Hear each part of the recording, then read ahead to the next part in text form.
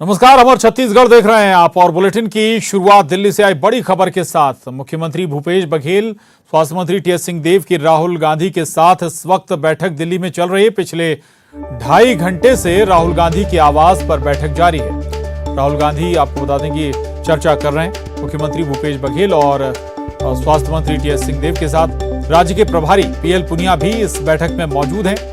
CM पद और राजनीतिक मुद्दों पर चर्चा के कयास लगाए जा रहे हैं।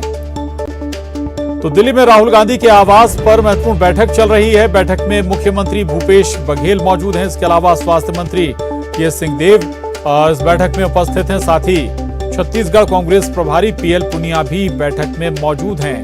माना जा रहा है कि कई राजनीतिक मसलों पर चर्चा हो रही है, ऐसे कयास लगाए जा रहे हैं। इसके अलावा सीएम पद भी चर्चा का विषय हो सकता है, जिसको लेकर पिछले कुछ दिनों में छत्तीसगढ़ में कहा गया कि कई खेमे भी बन गए, घमासान भी हुआ छत्तीसगढ़ कांग्रेस में। हो सकता है कि इस मसले पर भी चर्चा हो, लेकिन जो महत्वपूर्ण बात निकल कर आ रही है, राजनीतिक मसलों पर चर्चा हो रही है। छत्तीसगढ़ के सियासी हालातों पर भी चर्चा, और इसके अलावा पहले भी जो बातें निकल कर आई थी कि कई दूसरे राज्यों में चुनाव है, इलेक्शन होने वाले हैं, वहां भी छत्तीसगढ़ के नेताओं को बड़ी जिम्मेदारी कोई दी जा सकती है। अवधेश मिश्रा हमारे साथ जुड़ गए हैं और जानकारी के साथ। अवधेश, क्या इनपुट्स, क्या जानकारी आपके पास, क्या महत्वपूर्ण मसले इस बैठक में, और अभी कुछ निकला इन बैठकों से? देखिए, बीते 2.5 घंटों से मंथन का दौर लगातार जारी है। मंथन इस बात को लेके कि छत्तीसगढ़ कांग्रेस की आगे की दशा दिशा क्या होगी, इस बात को लेके मंथन का दौर जारी है।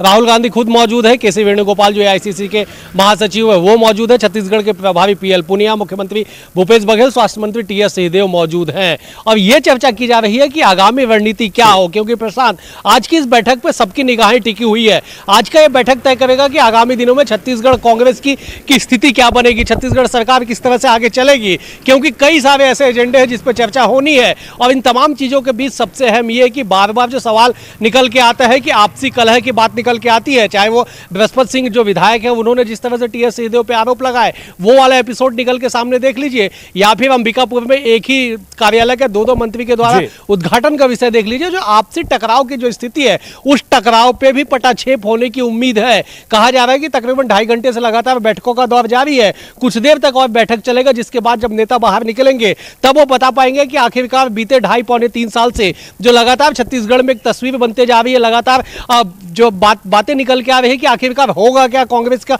आगामी दिनों में। तो तमाम चीजों को लेकर आज एक अहम फैसला दिल्ली में होने जा रहा है। ठीक, बिल्कुल बिल्कुल, आज कुछ बड़ा हो सकता है, कुछ बड़ी चर्चा। और अशरफ काजमी हमारे साथ दिल्ली से जुड़ गए हैं। अशरफ, आपके पास बताएं, कुछ इनपुट्स हैं, कोई नई जानकारी? सुबह भी आप बता रहे थे कि कई जो महत्वपूर्ण मसले हैं जिन पर चर्चा हो रही है, इसमें सियासी मसला तो है ही छत्तीसगढ़ का, कि जो 2.5 साल को लेकर लंबा घमासान भी हमें देखने को मिला, वो भी एक महत्वपूर्ण मसला है। और क्या कुछ हो सकता है बैठक में?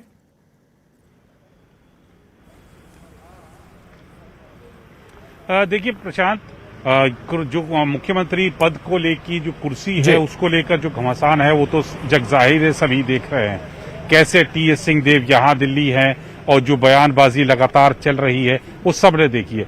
इसके अलावा जो विधानसभा चुनाव है वो मुद्दे हैं, उन सब पर चर्चा की जा रही है।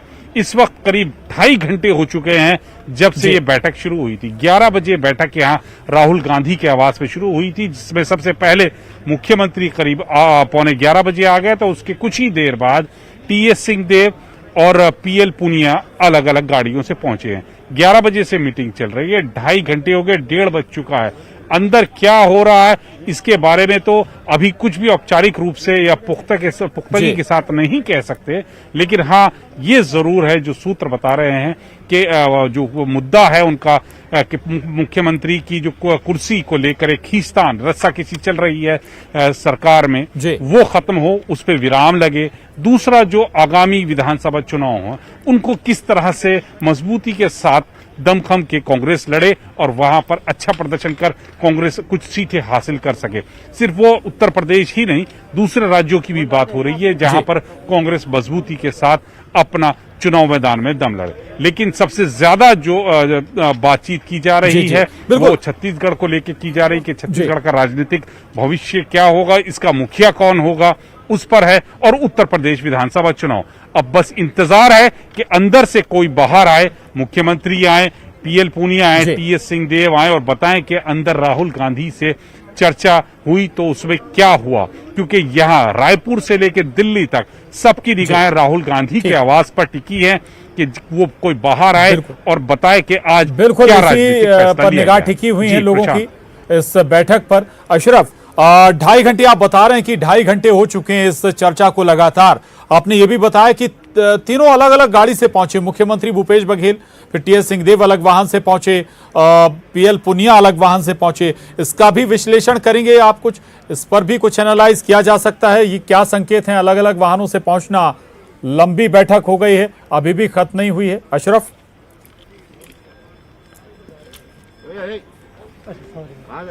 देखिए प्रशांत, मुख्यमंत्री जहां रुकते हैं छत्तीसगढ़ सदन वो अलग जगह है, टीएस सिंहदेव का अपना घर है, उनका अलग स्थान है। लेकिन यहां पर पहुंचे हैं टीएस सिंहदेव और पीएल पुनिया प्रभारी, करीब करीब आगे पीछे। एक सबसे पहले आगे गाड़ी में टीएस सिंहदेव थे, उनके पीछे जो चल रही थी गाड़ी पीएल पुनिया थे। तो वो लोग जो एंटर हुए हैं वो साथ हुए हैं। मुख्यमंत्री अलग जगह से छत्तीसगढ़ सदन से आए हैं, उनका काफिला अलग आया। लेकिन यहाँ जो एंट्री हुई है करीब करीब 11 बजे सबकी एक साथ हुई है। जी प्रशांत। जी बिल्कुल बिल्कुल, केसी वेणुगोपाल का जिक्र कर रहे थे अवधेश, वो भी पहुंचे हुए हैं। यानी कि कुछ खास एक्सपेक्टेशन हमें इस बैठक से करनी चाहिए। 2.5 घंटे का वक्त हो गया, मैं अवधेश के पास जाऊंगा इसके बाद। अशरफ,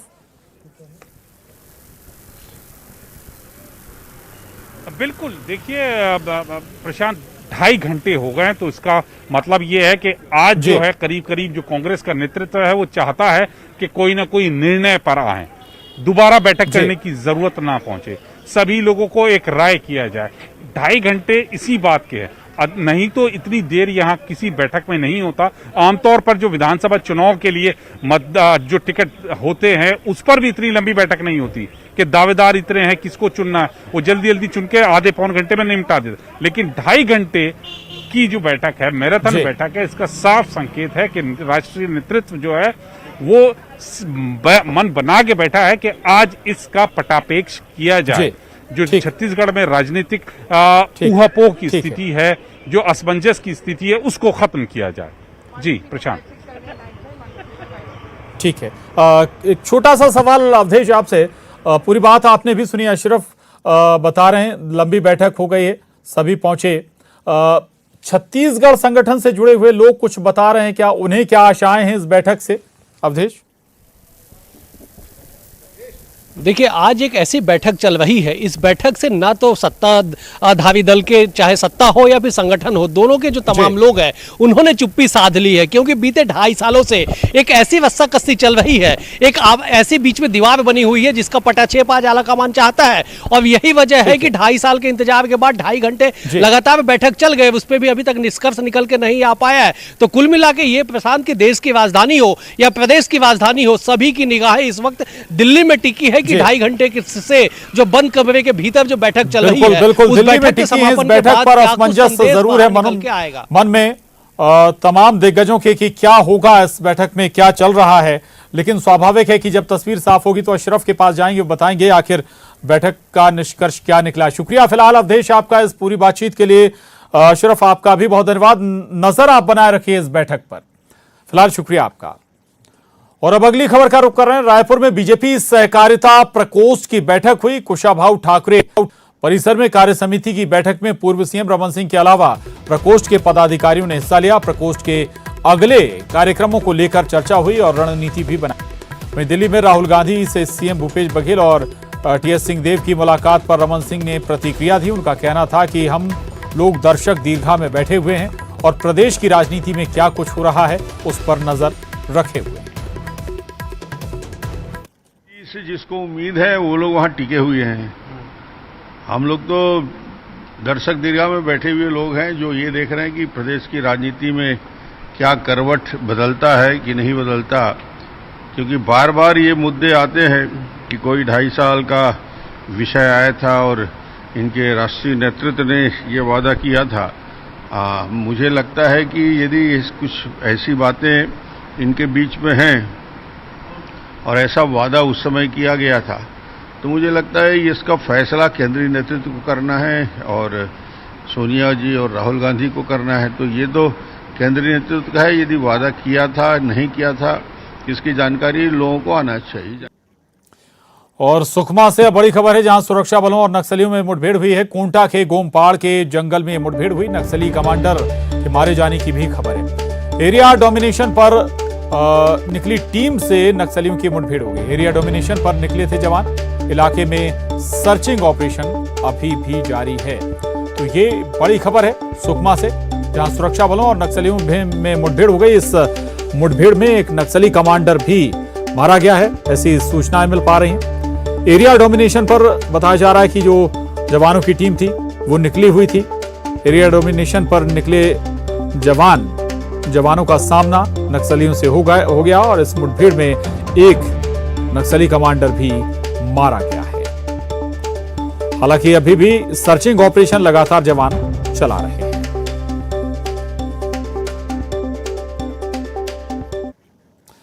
उधर नक्सली हमले को लेकर मंत्री कवासी लखमा ने बयान दिया है। उनका कहना है कि जब से प्रदेश में कांग्रेस की सरकार बनी है, नक्सली हमले कम हुए हैं। कवासी लखमा ने बस्तर के विकास की बात कही है। साथ ही कहा कि बस्तर के विकास को लेकर सरकार गंभीर है। सरकार आने के बाद हमले कम हो रहे हैं और धीरे धीरे नक्सलाइट बैकफुट में है। हम उसको भी हमारा सरकार नियम बना दिया है कि बस्तर में विकास हो, बस्तर के लोगों को रोजगार मिले और बस्तर में सड़कें बने, वहाँ का विकास हो। विकास को लेके हमारा मुख्यमंत्री, हमारा सरकार गंभीर है। उधर छत्तीसगढ़ में शराबबंदी को लेकर जन चेतना अभियान चलाया जाएगा। इसके लिए महिला कमांडो को मजबूत किया जाएगा। वहीं समाज कल्याण विभाग नशा मुक्ति अभियान पर 10 करोड़ की राशि खर्च करेगी। शराबबंदी के लिए 3 समितियां बनी हैं। समिति के सदस्य पूर्व शराबबंदी लागू किए जाने वाले राज्यों का दौरा करेंगे और वहां से फीडबैक भी लेंगे। वहीं इस मसले पर मंत्री कवासी लखमा का कहना था कि शराबबंदी को लेकर समितियां अपना काम कर रही हैं। पूरी जानकारी जुटाने के बाद सरकार कोई फैसला लेगी। सरकार का, हमारा पार्टी का घोषणा पत्र में लिखा हुआ है कि हम लोग छत्तीसगढ़ में दारू बंद करेंगे। लेकिन ये किसान लोग का प्रदेश है, आम आदमी लोगों का प्रदेश है या लेबर लोगों का प्रदेश है। इसलिए हम लोग पहले राजनीति समिति बना दिया, उसका लगातार मीटिंग हो रहा है। पहले दारू बंद किए थे, उस राज्यों में भी कुछ दिन बाद जाएंगे, उसका क्या इफेक्ट होगा।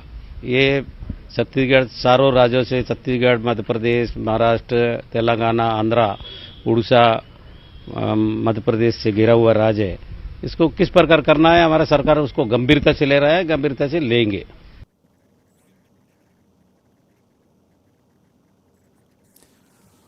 और चले अगली खबर का रुख करते हैं। कोरबा के कटघोरा में सड़क हादसे में मरवाही विधायक के ध्रुव के बेटे की मौत हो गई। घटना में एक इंजीनियर और ठेका श्रमिक की भी मौत हो गई है। बिजली विभाग में इंजीनियर प्रवीण कुमार ध्रुव अपने सहयोगी जूनियर इंजीनियर और ठेका श्रमिक के साथ कार से बांगो लौट रहे थे। इस दौरान तानाखार के पेट्रोल पंप के पास कार की रॉयल बस से टक्कर हो गई।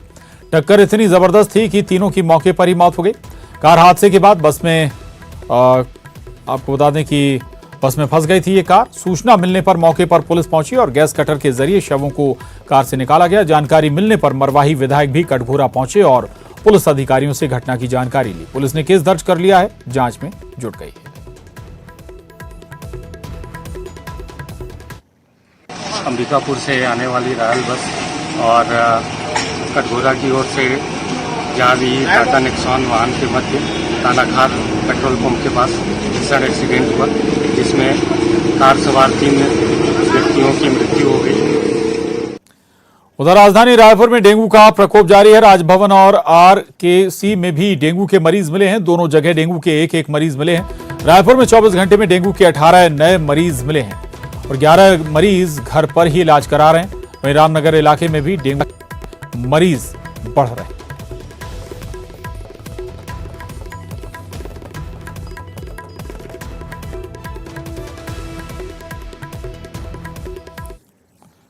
और यहां रुक रहे हैं, छोटे से ब्रेक के लिए, फौरन लौटेंगे, जाएगा नहीं।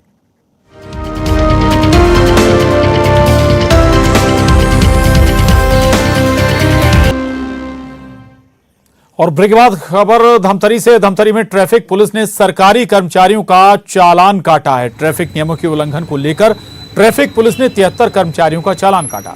इन कर्मचारियों से 35,500 रुपए वसूल किए गए। 500 कटेगा, आपका 500 कटेगा। आदरणीय कलेक्टर सर, एसपी सर के द्वारा आदेशित किया गया कि जितने भी सरकारी कर्मचारी हैं वो दोपहिया वाहन चलाते समय हेलमेट का उपयोग करें। और लगभग 7 दिन का समय दिया गया था कि वो हेलमेट का उपयोग करके ही अपना वाहन चालन करें। तो उसी तारतम्य में आज ऑफिस के मोड़ पर ही जितने सरकारी कर्मचारी हैं, चाहे वो किसी भी डिपार्टमेंट के हों, पुलिस के हों, इनके ऊपर आज हेलमेट ना पहनने के ऊपर में चलानी कार्रवाई की जा रही है। लगभग 55 लोगों के विरुद्ध में चलानी कार्रवाई की गई है। उधर कांकेर जेल के लिए एक अच्छी खबर है। जेल में इन दिनों 99% बंदियों का वैक्सीनेशन पूरा कर दिया गया है। जेल अधीक्षक के मुताबिक जेल में 1 या 2 कैदी हैं जिनको कोरोना की वैक्सीन नहीं लगी है। बाकी कैदियों को वैक्सीन की डोज लग चुकी है। जेल अधीक्षक के मुताबिक कैदियों के खान पान का ध्यान रखा जा रहा है, साथ ही हर हफ्ते हेल्थ का चेकअप भी कराया जा रहा है। कांकेर में लगभग 99% लोग का वैक्सीनेशन हो चुका है, जिसमें से लगभग 80% लोग का सेकंड डोज भी पूर्ण हो चुका है। और बाकी 1 या 2 लोग हैं जो अभी रिसेंटली 1 या 2 दिन में आए हैं, उनका वैक्सीनेशन नहीं हुआ है। स्वास्थ्य की दृष्टि से देखा जाए तो अभी तो सीजनल 1-2 लोग सर्दी खांसी वाले होंगे, वो तो नॉर्मली सीजनल ही होंगे। लेकिन ऐसे सभी बंदी यहाँ पे स्वस्थ हैं। सभी बंदियों को सुबह प्रार्थना, योगा, मेडिटेशन, इनके अलावा अन्य उनके मनोरंजन के लिए यहाँ पे सुविधा है। और स्वास्थ्य की दृष्टि से यहाँ पे डॉक्टर हैं जो प्रतिदिन सुबह और शाम बैठते हैं। उनके उधर सूरजपुर जिले में अब कोरोना के मरीजों की रफ्तार पर लगाम लग चुका है। जिले में महज 3 ही कोरोना के एक्टिव केस बचे हैं। ऐसे में स्वास्थ्य विभाग लगातार लोगों को जागरूक करने में जुटा हुआ है, साथ ही लोगों को वैक्सीनेशन के लिए भी प्रेरित किया जा रहा है। जिले में 100% टीकाकरण के लिए स्वास्थ्य विभाग और प्रशासन जुटा हुआ है। तो जिले में हम लोगों के पास पर्याप्त वैक्सीन है, लेकिन अभी जैसे बरसात चालू हुआ है तो उसके वजह से भी कई लोग अभी नहीं आ रहे हैं। साथ में हम लोगों के विभाग के तरफ से लगातार जन जागरूकता लोगों में कर रहे हैं ताकि ज़्यादा से ज़्यादा लोग कोविड वैक्सीन लगाएं। और मेरे तरफ से भी पूरे जिले वासियों को जिनकी उम्र 18 साल से ऊपर है उनको कोविड का वैक्सीन तो लगवाना है। वहीं चिटफंड कंपनियों के ठगी का आंकड़ा सामने आने लगा है। धमतरी जिले में 1,31,000 लोगों ने ठगी को लेकर आवेदन दिया। 6 अगस्त से 20 अगस्त तक प्रशासन ने ठगे गए लोगों से आवेदन मांगा था। प्रशासन आवेदन के तहत ठगी करने वाली कंपनियों के खिलाफ कार्रवाई कर रहा है, साथ ही पीड़ित लोगों की राशि दिलाने की भी कोशिश की जा रही है।